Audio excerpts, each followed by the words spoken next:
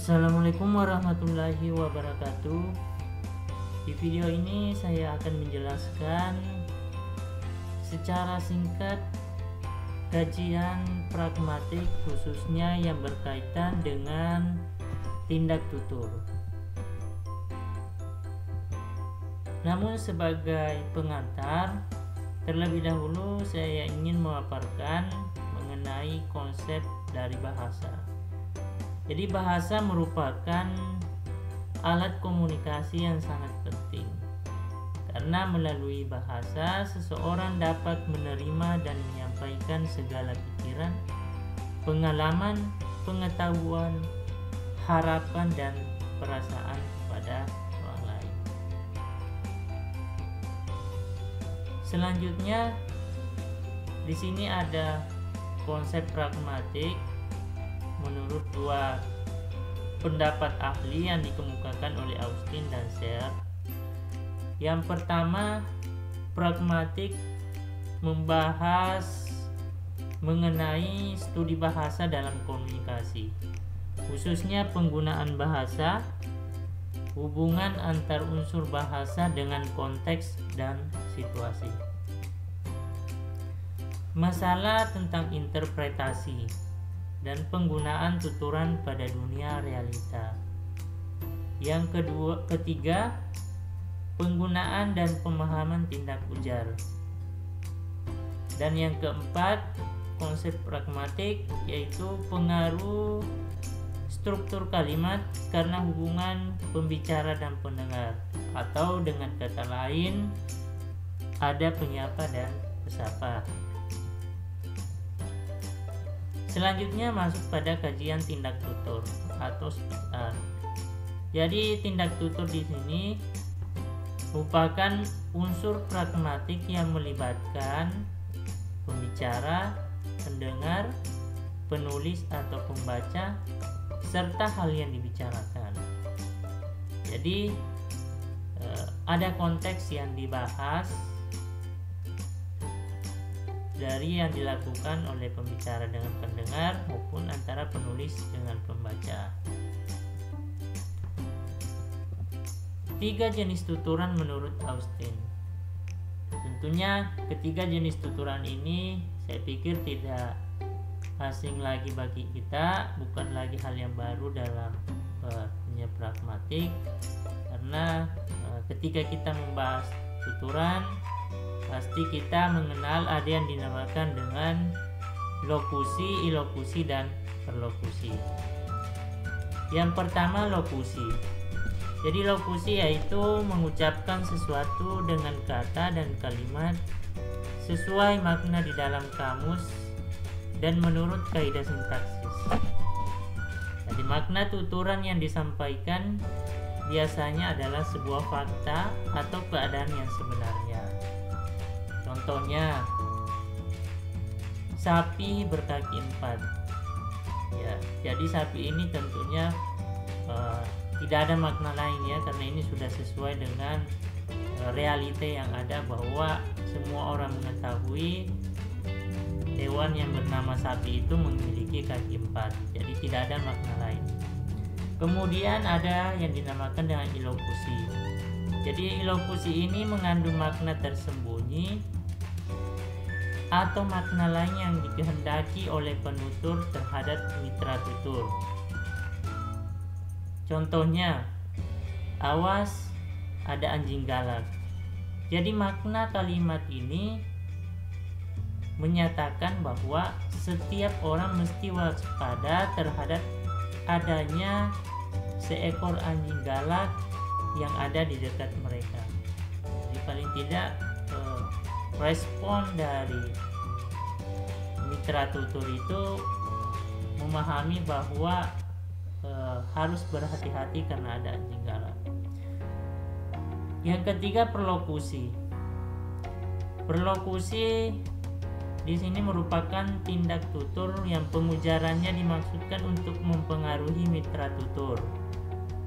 Tindak perlokusi lebih mementingkan hasil, sebab tindak ini dikatakan berhasil jika mitra tutur melakukan sesuatu yang berkaitan dengan tuturan penutur. Contohnya, baju yang kau kenakan itu kusut sekali. Jadi dari kalimat tersebut yang disampaikan oleh penutur memberikan maksud kepada mitra tutur untuk merapikan bajunya yang kusut, atau bisa juga mengganti bajunya yang lebih rapi. Jadi ada tindakan yang dilakukan oleh mitra tutur pada saat penutur menyampaikan tadi bahwa bajunya itu sangat kusut. Jadi itulah ketiga penjelasan jenis tuturan menurut Austin yang berkaitan dengan lokusi, ilokusi, dan perlokusi. Ya, selanjutnya tindak tutur menurut Searle. Jadi tindak tutur ini ada 5. Yang pertama representatif atau asertif, yang kedua direktif, ketiga ekspresif, keempat komisif, dan yang kelima deklarasi.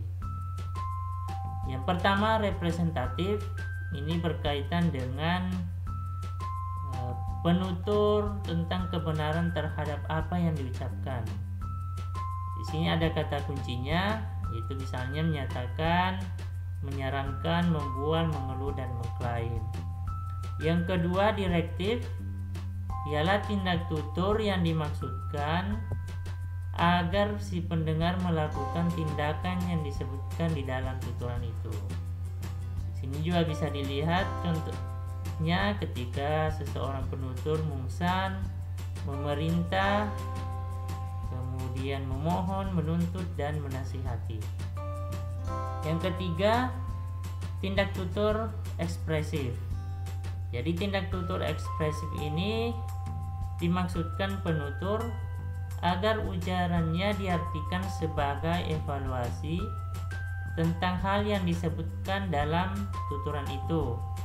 Misalnya mengucapkan terima kasih, memberi selamat, meminta maaf, menyalahkan, memuji, dan berbelasungkawa. Yang keempat, tindak tutur komisif. Tindak tutur ini mengikat penuturnya untuk melaksanakan apa yang disebutkan di dalam tuturannya. Misalnya berjanji, bersumpah, dan menawarkan sesuatu.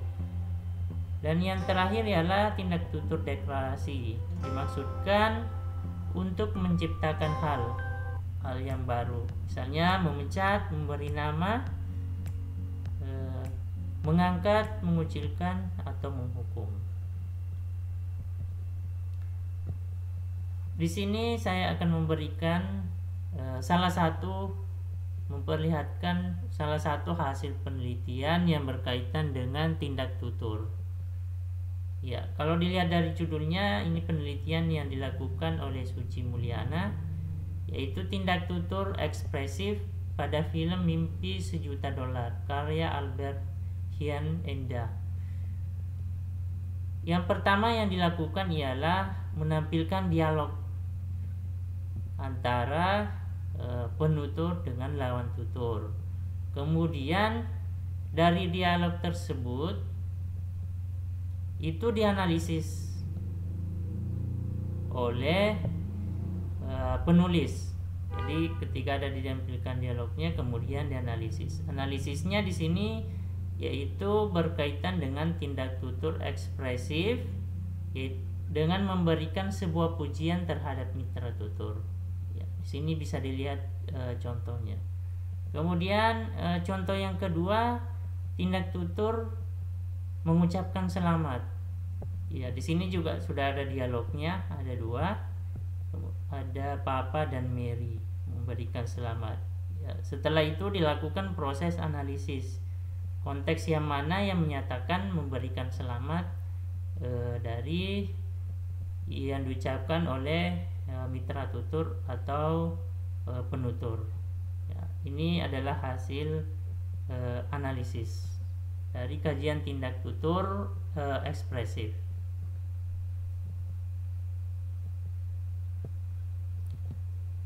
Selanjutnya contoh yang kedua, saya juga memperlihatkan hasil penelitian. Ya, baik, pada contoh yang kedua ini merupakan hasil penelitian yang dilakukan oleh Yuliana dan kawan-kawan pada tahun 2019 yang melakukan kajian tindak tutur komisif pada baliho caleg DPRD tahun 2019 di wilayah Surakarta. Ya, dari contoh ini dapat kita lihat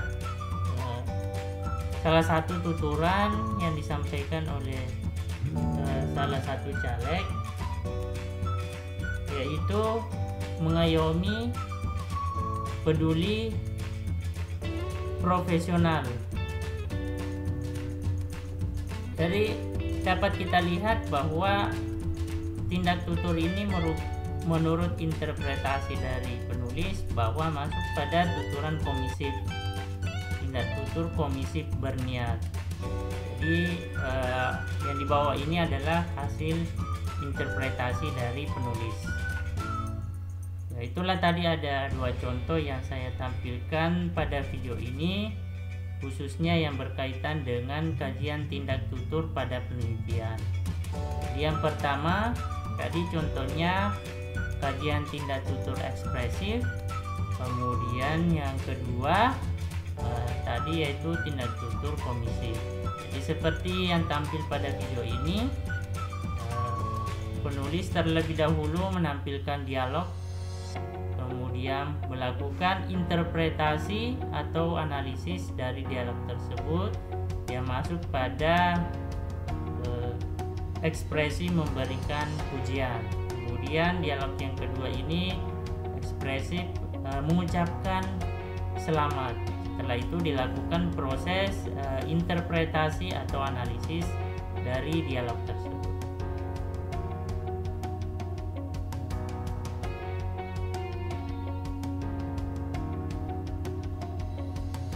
Ya, sebenarnya masih banyak lagi hasil penelitian yang bisa diakses mengenai kajian-kajian tentang tindak tutur untuk lebih menambah wawasan kita dalam ilmu pragmatik, khususnya yang berkaitan dengan tindak tutur. Baik, demikian video singkat atau penjelasan singkat yang dapat saya sampaikan, khususnya berkaitan dengan tindak tutur. Sekian dan terima kasih. Assalamualaikum warahmatullahi wabarakatuh.